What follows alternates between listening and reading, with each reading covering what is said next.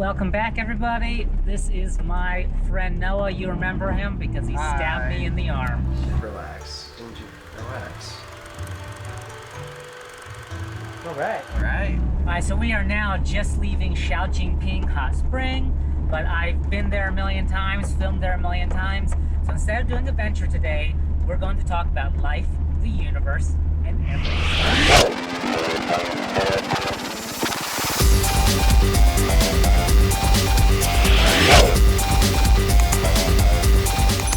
As many of you know, I recently graduated from Kainan University. I made a video about it. You can check out the link here.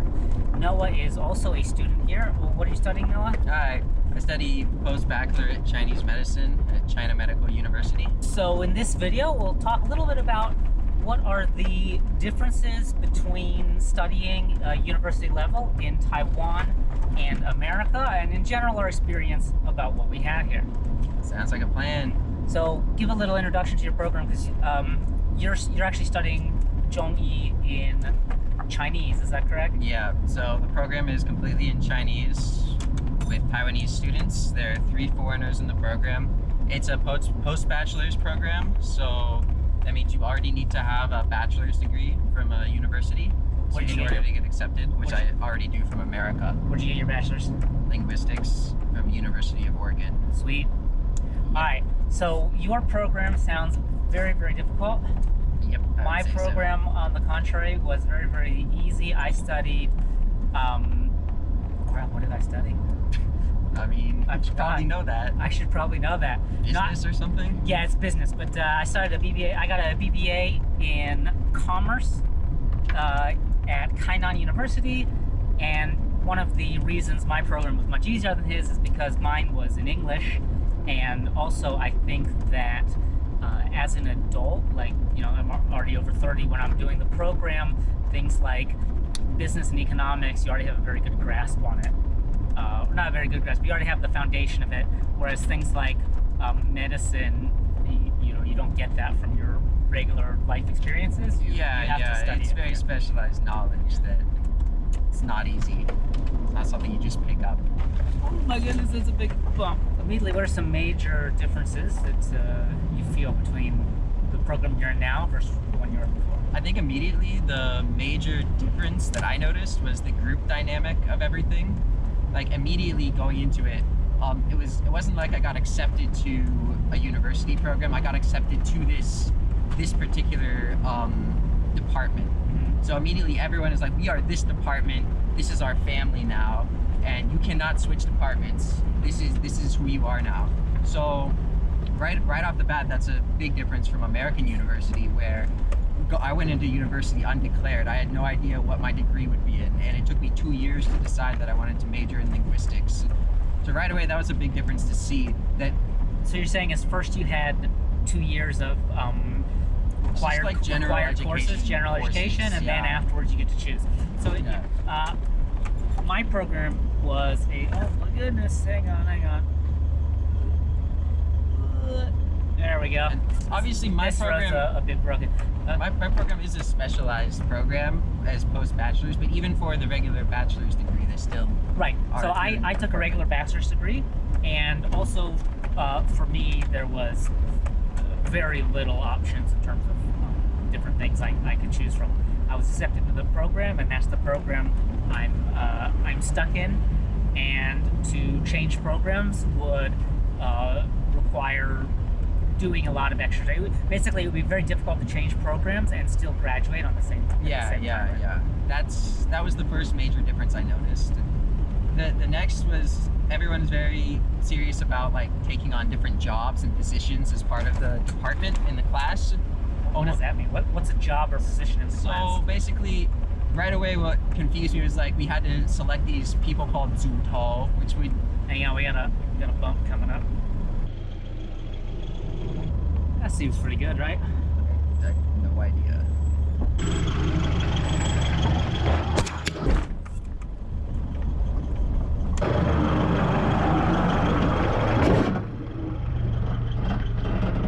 I see how you were talking about there's different positions in the classroom. Oh, yeah. I was talking about, for instance, 组头, which would translate as like the class head. Okay. And I think A lot of people told me it's similar to the idea of a TA in American colleges. I don't know because my program in America never had TAs. All right. But basically the 组头 or the class head is like the direct link between the teacher and the student. So any issue the teacher has with the class, they'll email the 组头 first. So can you not just talk to the teacher directly? Or? I mean, you can, but it seems in a lot of cases it's better to go through the 组头 with their questions, and they'll talk to the teacher for you. All right. They're also responsible, I think, for deciding what classroom and what time the final exam will be and relaying that information to the teacher. They're not just the mediator between the teacher and the student, but also between the teacher and sort of the administration of the school in some cases. Yeah, I'm pretty sure that's how it works. I haven't been a 组头 yet, so I'm not really sure. If any of you have been a 组头, just let us know in the comments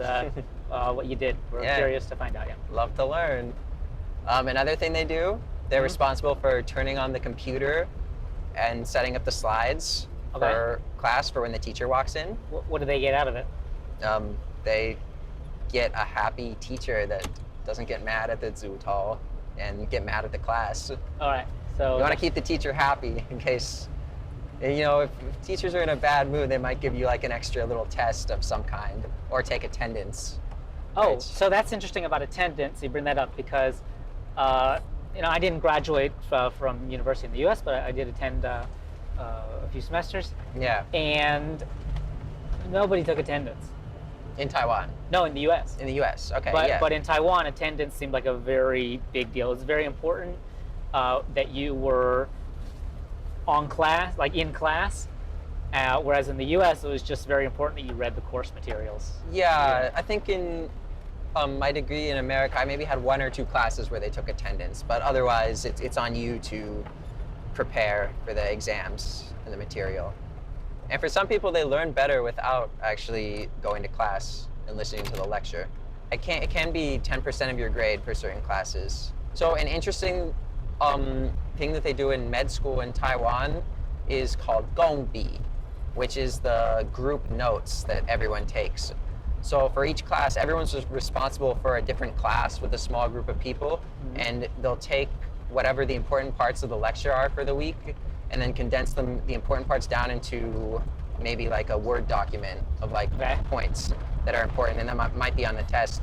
And we also might put in multiple choice questions for practice, so we have an idea of what could be on the exams. Did you ever see something like that in the U.S.? Never. There's no, not that level of teamwork in studying in America. All right, Taiwanese people working together. However, I think that is a characteristic of med school in Taiwan. I'm not sure if other programs do that. Maybe they do, but we'd have to ask. Let us know. One thing that I think is very different between the universities here and in America is sort of the cost, the barrier to entry. I feel like most Taiwanese people have access to higher education because the university here is much more reasonably priced. Whereas in the United States, you know, the vast majority of people are going into university or exiting university with a huge amount of debt. Yeah, exactly. And then this debt, you know, kind of follows them, you know, for another 10, 15 years. Or maybe even more depending on the program too. Yeah, it's a very... With you for the rest of your life. Right, it's a ridiculous system, and it really prohibits a lot of people from getting higher education and, you know, reaching the higher income jobs. And so I think that in many ways, the university system in Taiwan is more egalitarian that way, where it allows more people to enter and more people to graduate.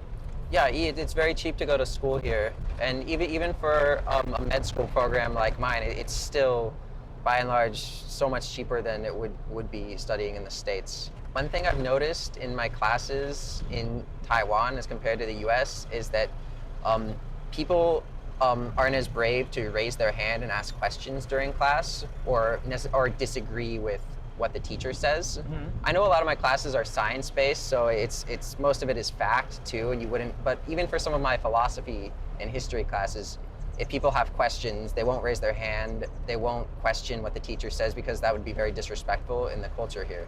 So I think that I also noticed that in my classes, like the students, I also had a lot of international students. You know, actually they were international students, but they're Asian, you know, from Mongolia, Vietnam, these places. Okay. And they also wouldn't ask questions. They didn't, so maybe that's kind of a wider culture thing, but they wouldn't ask questions of the teacher, and they wouldn't contradict what the teacher's saying, but I would. And I think that the teachers loved it, and I think that I got away with a lot of stuff because, I was that person in the classroom who was talking and opening dialogue. So, the teacher's just talking and nothing's happening, and I, think it's very boring for them. Yeah. And so, even if you say something that's contradictory and it's wrong, it doesn't matter, it's wrong, then they just correct you and it gives them something else to talk about. And so I think that even though it's not done here so much, the teachers still want it and appreciate it. Yeah. They like it when a discussion can be stimulated in class. Right, exactly, to talk about, which was a big deal at least in my linguistics program in America. We had very small classes, and it was important to keep a discussion going. Lots of seminar-based classes. Really beautiful out here. Yep, it's a good place to be. So what are some things that you like here in Taiwan that you wish you could see in the United States? I'd have to think about that for a second. Okay. What about the other way around? What are some things that you really like in the U.S. classrooms that you wish you could see here? I guess one thing I like in the U.S. is that I can go to class and I can go home and do my work, and I don't have other responsibilities within the department that I have to do. Here, I might have to be responsible for the group notes, for the goal beat for the week, and I might not want to write that. But at the same time, I'm also thankful for that level of organization too, because then I don't have to always worry about the notes for the other classes because other people are writing those notes and we're all sharing them with each other. So it goes both ways. One thing that's funny that I remember is that as part of our department, we have to do different jobs within the department that we sign up for. So are those required? Yes, they're required. So at the first week, I wasn't really paying attention when we signed up, and I just randomly selected a top 10 because I figured it wouldn't matter, I can get experience doing something. And I ended up as part of the group that makes the magazine for the department. So we interview different Chinese medicine doctors in Taichung and also go to some different conferences and then talk about those. And so immediately from the first day, I had no idea why I was there because I can write Chinese, but nowhere near the level of a professional or a college student, more like an elementary school student. So I was wondering why I was there. But I had to do my job, and I couldn't really switch jobs. Speaking about wondering why you're there, I don't know if your university has this, but what I found at both Gaoingda and Hainan Dashui is that there's lots and lots of presentations and things that they say you need to be there, they say they're mandatory, but you don't need to be there. You can totally skip them. Oh yeah, we have those too. There's all today there's no class because you have to go to this, and I very quickly realized that it's absolutely no point to it, and I just would take the day off. Yeah, I skipped the entire orientation for my school because I was traveling, and they told me it was mandatory, I needed to be there. What is this guy doing? I really didn't. What is this?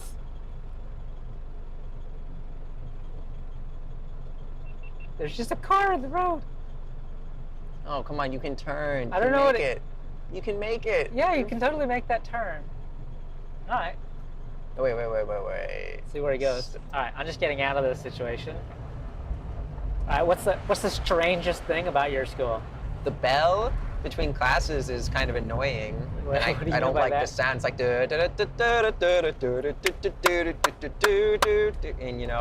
hearing that 10 times a day gets a bit old.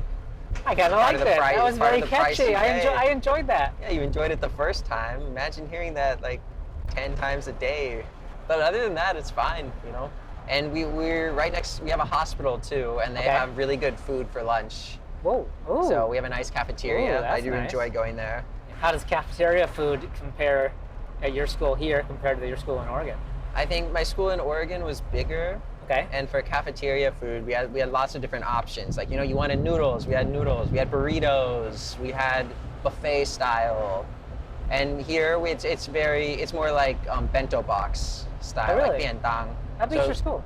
Because at Hainan University, there, They had the buffet style, but they also had, 10 or 15 restaurants in there. Our campus is just one small block. Oh, okay. And I think we have 2 academic buildings and then the hospital. Your hospital food is also kind of your cafeteria food as well, because it's right there, isn't it? Yeah, there's a cafeteria for the school and then the hospital cafeteria. And I'm not sure if they serve the same food or not, but it both tastes about the same, and it's quite good and very cheap too. Sweet.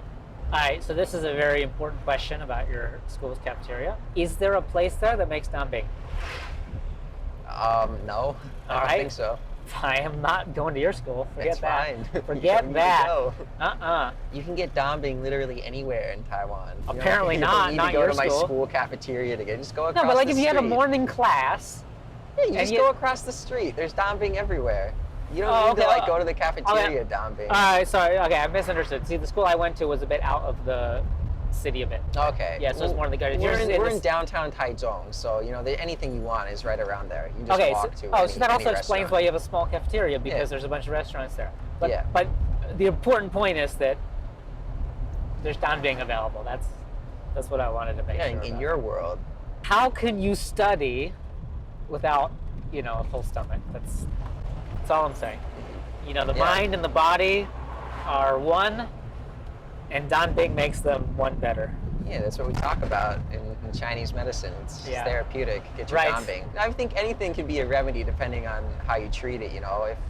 If you enjoy eating dumping and you're still healthy, I think that's fine. Enjoy your dumping. It's egg and vegetables or whatever else you want to put in it. It's a good breakfast. It's a good breakfast. Just make sure the oil's good, Sponsored by dumping. I think it's better to make a homemade dumping. You can choose the oil you use and the ingredients. Okay. So oftentimes I use butter, but like I use olive oil or I use butter. But the it's great. issue, my home dumping is not good. It's a bit embarrassing, actually. That's your problem. It's my problem. Yeah. How to make dumping. Yeah, it is my problem. Also, I don't have that kind of griddle that they use. Oh, true. So you have to do it in the pan, but it just doesn't come out as good. But my eggs and toast is amazing. My dumpings are amazing. How are your grades this semester, Noah? I got B's. That's pretty good, man. Which is really really good. You're studying Zhongyi in a foreign language. I'm proud of that. I worked really hard. Some of the impressive. most stressed I've ever been in my entire life, but I'm happy for the grades I got. I'm just glad I passed, honestly, and that I feel like I learned a lot. When I took the engineering at Gaoyingda in Chinese, so it was like chemistry and physics and all this math stuff. I got D's. I had like low D's. I think probably I failed and the teachers took pity on me probably, but like that was nice of them. It was nice of them, but it was I struggled. I worked so hard and they probably saw that.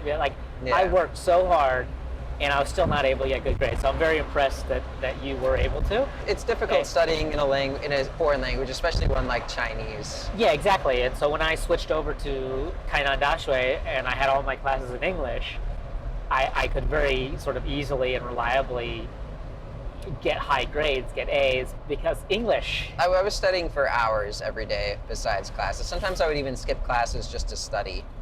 That's what I would do at Gaoyingda also, because I couldn't understand that much of the lecture. So I'd basically figure out what the topic, and then I'd spend all my time at home, studying it in English. And that's why I transferred, because I worked so hard, was so stressed, and was still not able to get acceptable grades. It's really stressful, especially when most of your classes the grade is based on like a midterm and a final.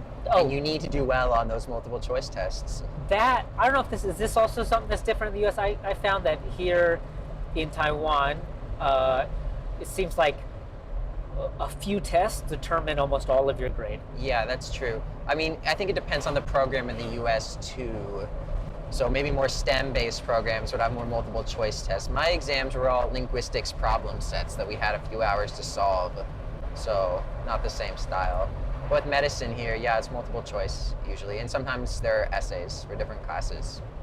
What I really liked about the Kainan University is that in the international program, they did a lot of presentations and write-in project, like instead of exams, it's an it's an essay or it's a presentation, and I do much better on those. Yeah, same here. Yeah, so I think that that made things more difficult for a lot of the students, but for me, it made it much easier because I suck at multiple choice questions. Yeah, and the multiple choice questions, there is a skill to be good at those. A lot of them there's a lot of trick questions, double negatives. You really have to read the fine print on those. Yeah, I feel like a lot of multiple tests in general, like not just here, also in the U.S., they don't so much test your knowledge, but they test your ability to take tests. Yeah, absolutely. And for my Taiwanese classmates, they've been doing that their whole lives. So that was one pressure for me, is that I'm not used to that sort of testing environment. Yeah, I'm not used to it either. Maybe I would have been after high school or something, but I took a sabbatical. I took a 10-year sabbatical. Nice. Before I went to university. With that being said, though, I did spend a lot of time reading and preparing for these tests, and I feel like I learned a lot. And the pressure was high, but it's something I'm really interested in, and that's what has kept me going. Yeah, so good for you. So, it's quite awesome that you're undertaking this task because you're so interested in it. That's what makes it possible, basically. What are your plans for when you graduate? I'd like to get licensed and practice Chinese medicine in Taiwan, and then I also would like to potentially move back to the U.S. in the future and open a clinic. All right. But Noah, the Chinese medicine doctor. For the near future, I plan to stay in Taiwan. Awesome. Because I feel like this is the best place for me right now to learn this medicine. Would you have been able to study this in the U.S.? Yeah, absolutely. Okay. There's lots of schools. I feel like studying in Taiwan is a better education, though. My fans are going to love that. Say that again very loud, Noah. I think Taiwan is the best place to get an education. This kind of education, though. You heard it from Noah. Yeah. Zero caveats. Absolutely. Also, in America, I'd be studying it in English, and I feel like you really get some depth into this medicine, you need to learn the language in which it came from. Oh, and you just can't do that a very interesting in America. Point. Yeah. Like linguistically, the medicine is a bit different, or the knowledge is a bit different. Absolutely. I mean, so much of the knowledge is encoded in characters from 2,000-year-old ancient texts.